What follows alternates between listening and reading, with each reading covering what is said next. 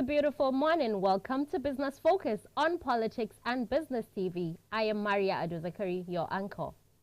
The World Economic Forum is an international organization headquartered in Geneva, Switzerland, that brings together individuals and political business leaders each year to discuss significant issues that impact the global economy. This includes, but are not limited to, political, economic, social, and environmental concerns. As the 2024 World Economic Forum opens in Davos, Switzerland, African delegations have been departing the continent to join their peers at the 5-day meetings. Vice President Kashim Shettima is expected to market the country to global audience at the 54th annual meeting of the World Economic Forum, presently holding in Davos, Switzerland. U.S. Secretary of State Antony Blinken, French President Emmanuel Macron, and key Middle East leaders are slated to attend this week's World Economic Forum, putting talks to end wars in Gaza and Ukraine at the top of the agenda for the global elite. The World Economic Forum started on Monday and is expected to end on Friday, 19th of January 2024, with a series of meetings lined up for Shettima, who is the leader of Nigeria's delegation.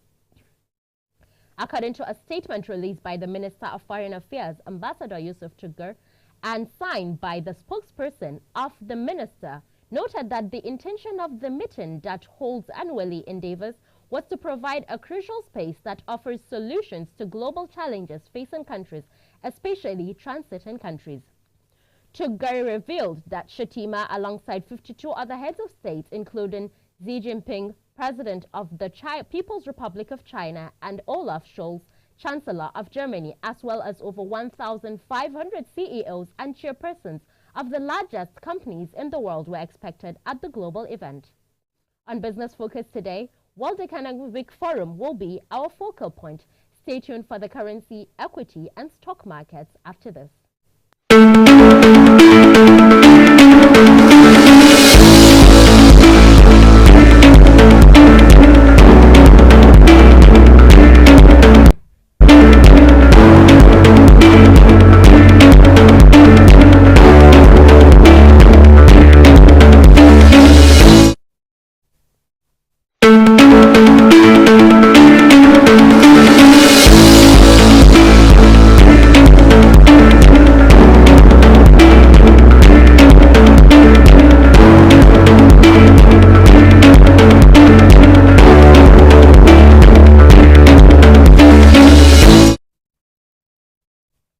Welcome back. We're going to look at the equity market first, and we're starting with the highest trades.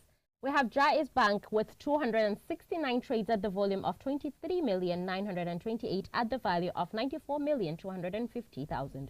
We have Sterling Nigeria at 247 trades at the volume of 41,777 at the value of 330,413. We have Japan Gold at 242 trades at the volume of 35,413 at the value of 92,158. We'll look now at the top gainers, and we have Dangote Sugar at positive 10%. We have Nascon at positive 10%. We have WAPCO at positive 10% also. Let's look at the bottom losers. We have Royalex with negative 8.16%. We have Multiverse at negative 6.59%. We have Ellalix at negative 4.79%. We'll take a look at the commodity market, and we're starting with the commodity top performers. Topping that list, we have uranium at positive 6.30%. We have lumber at 4.92% positive.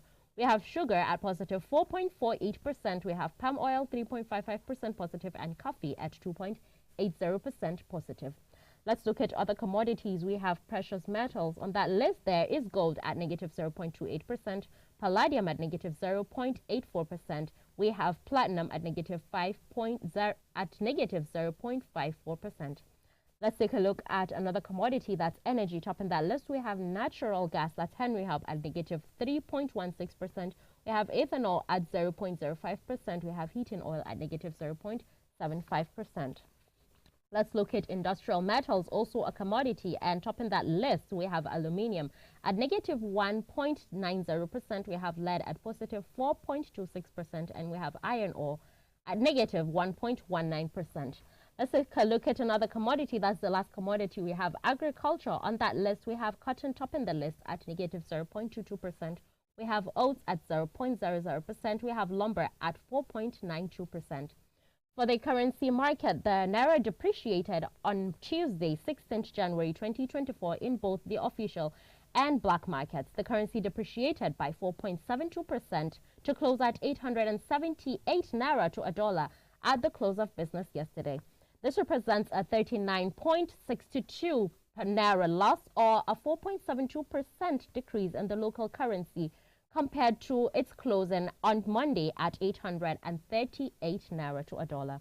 The Naira depreciated at the parallel market, where it closed at 1,280 Naira to a dollar. This represents a 1.17% decrease as of yesterday. We'll come back for the interview segment now. Don't go nowhere.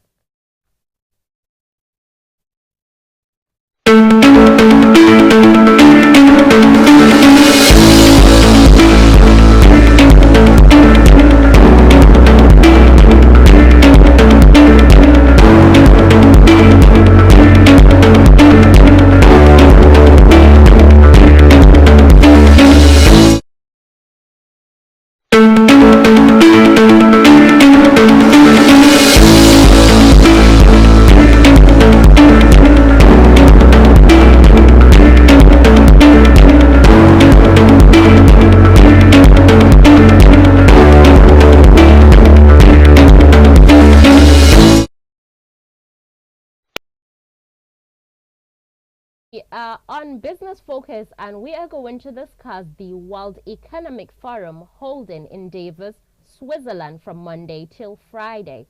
With Mr. Adisa, Mr. Steve Adisa is the lead consultant. I'm your global consult. Good morning and welcome to Business Focus. Good morning and thanks for having me. Okay, so we are at the situation. The situation currently is that there are a lot of wars going on, and topping that, and the theme for the World Economic Forum this year is rebuilding trust. So how does that go into the situation at hand? Well, the World Economic Forum over the years have been an avenue where both government representatives, the billionaires, the entrepreneurs, the academics, the press corps of this world, and even the non-governmental organizations gather together to discuss the way forward, either for nations and the world at large. And this year, so to say, the World Economic Forum is becoming unpopular as a result of so many factors. Okay. You realize last year, out of the G7, only one president, which has to do with the German Vice Chancellor. Out of the G7, he was the only one who attended. Okay. And then this year, rebuilding trust means the world is shaking. Sure. And the parties, both government and private entities, no longer have trust in each other, especially in terms of business. And what could have been the reason? You know, the fallout of COVID is there. And at the same time, the war, invasion of Ukraine by Russia, and also the happening between Israel and Gaza. And now, when you look at all of this, some have also come up and say the World Economic Forum have become a more or less like a world cabal to discuss issues as affect the world. But unfortunately, some are not seeing results, as the case may be. So it is important for all these world leaders, as much as they gather together again, for another opportunity to brainstorm on how climate is also affecting, how world is affecting, and how even financing is also affecting. Remember, generally, inflation is on the increase. And these are some of the things they also want to, sit down to see how they can rebuild the trust in the mind of billionaires, in the mind of entrepreneurs, and also to foster that confidence that if I bring my money for private public partnership, the government will also give an enabling environment. Sure. Mr. Edisa, I would like to understand our renewed hope agenda. That's by the Minister of Foreign Affairs mentioned that our renewed hope agenda is aligned with the theme of the World Economic Forum. Can you put to words what that means? Yes.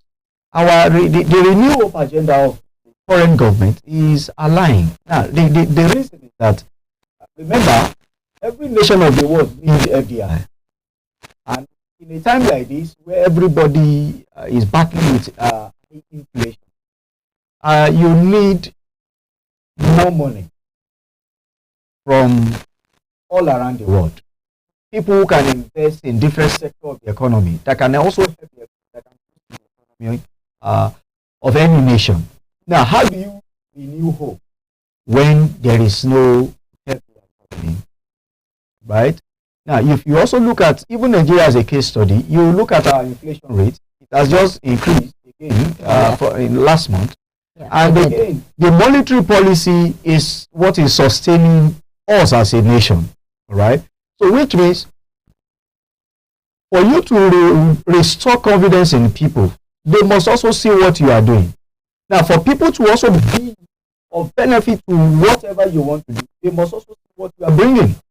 So, when you marry these two together, you will realize that there is need for us to talk to the world.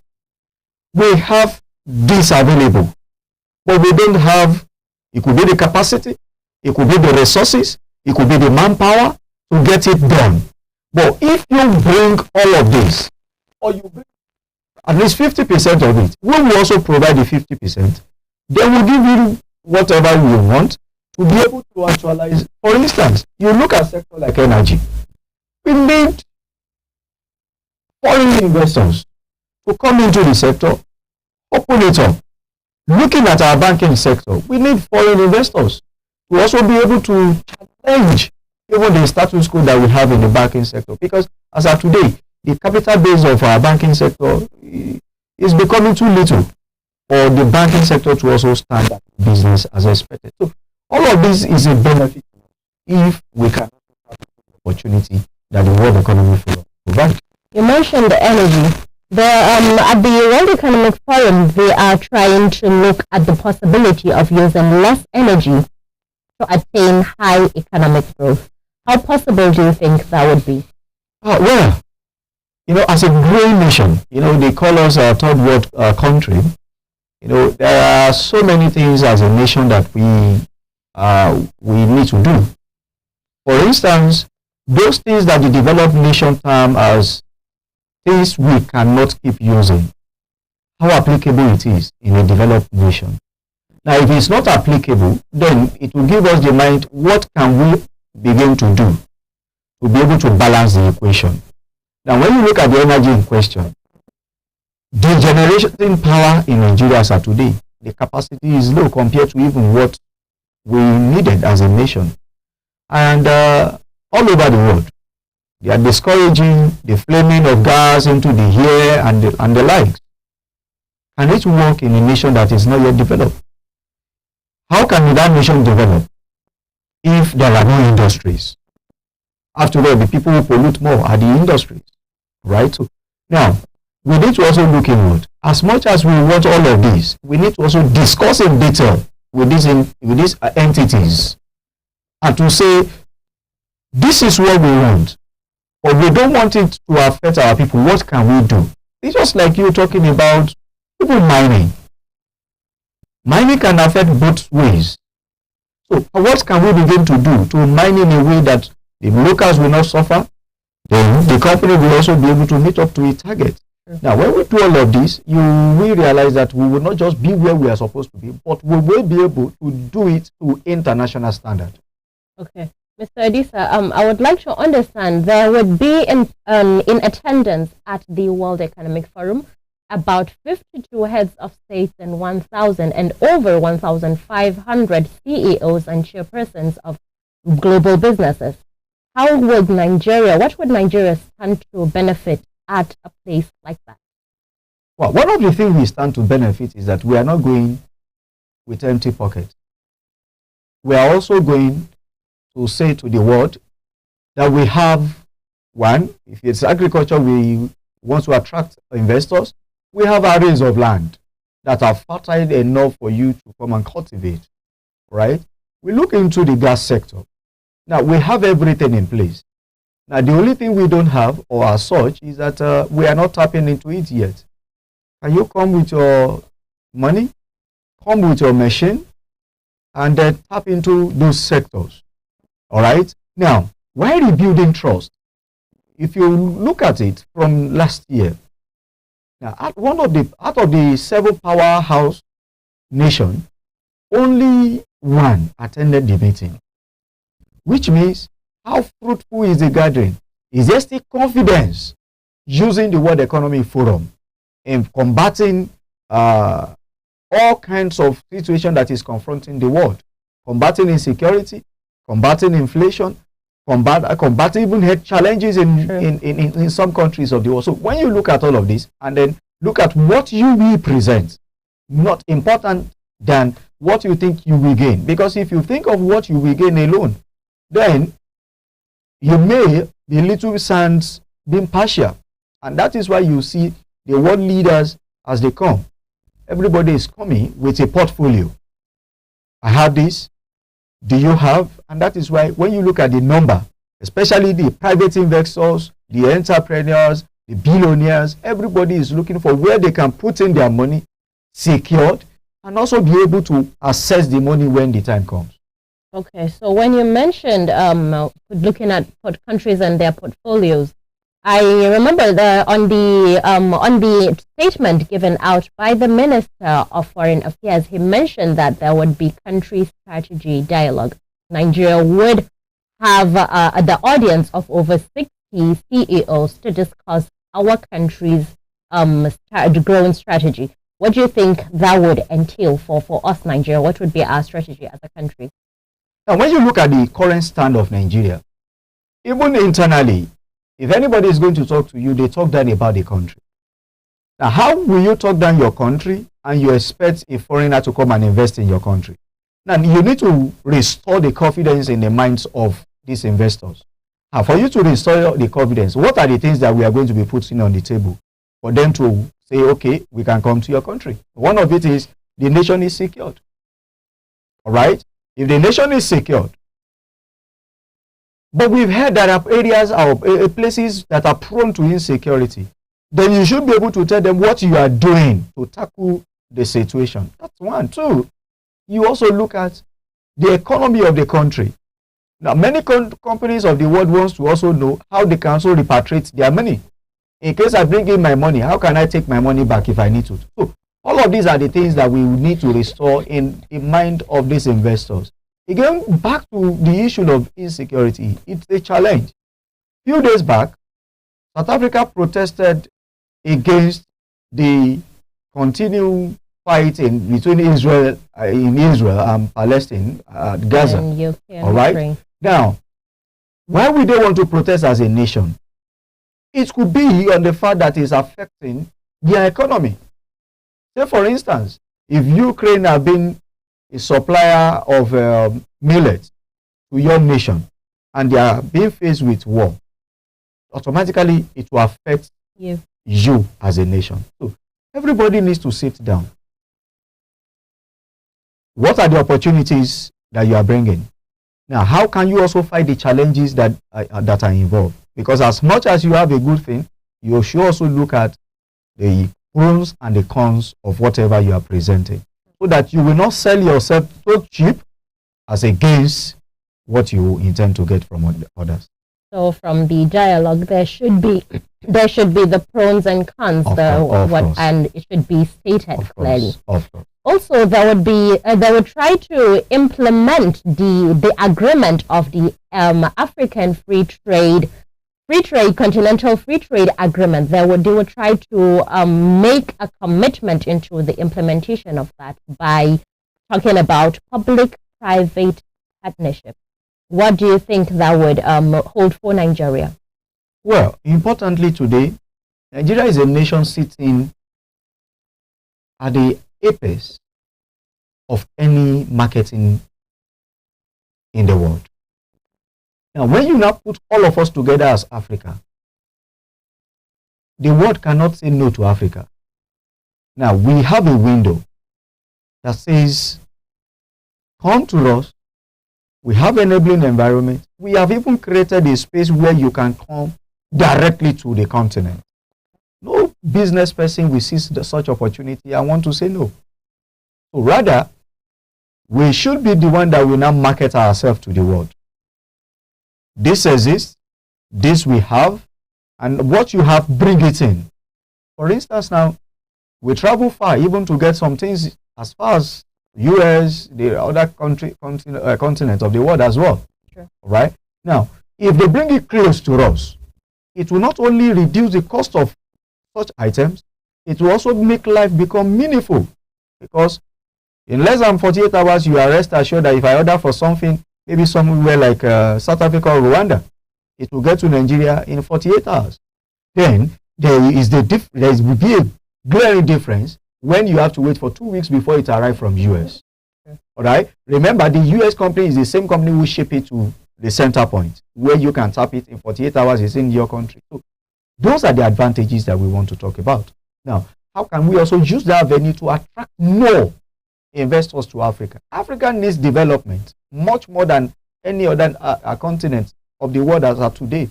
Now, for us to also develop, we must not be too rigid. You know, of every good comes with its own consequence. Okay. If you are too loose, opportunity may be there that the developed one will suppress you using their power. Okay. All right. So again, the continent should go with a common voice. As much as each nation has its own peculiar problem, we should also go with a common voice to the world. That with all the talent and all the resources available, Africa is a place for you to be. Can't it anytime, any day? Africa is a place for you to be. Yeah, we have the number, we have the market, we have the resources. But the only thing in Africa is the willpower. Very true. We should market ourselves as Africa properly, Mr. Adisa. Thank you very much for your insight and for your time. Thank you very much for having me. Viewers, that's all we can take today on Business Focus on Politics and Business TV. We looked at the World Economic Forum from start, that's on Monday, to today, Wednesday. My name is Maria Aduzakari. Have a good day on behalf of the production crew. Take care.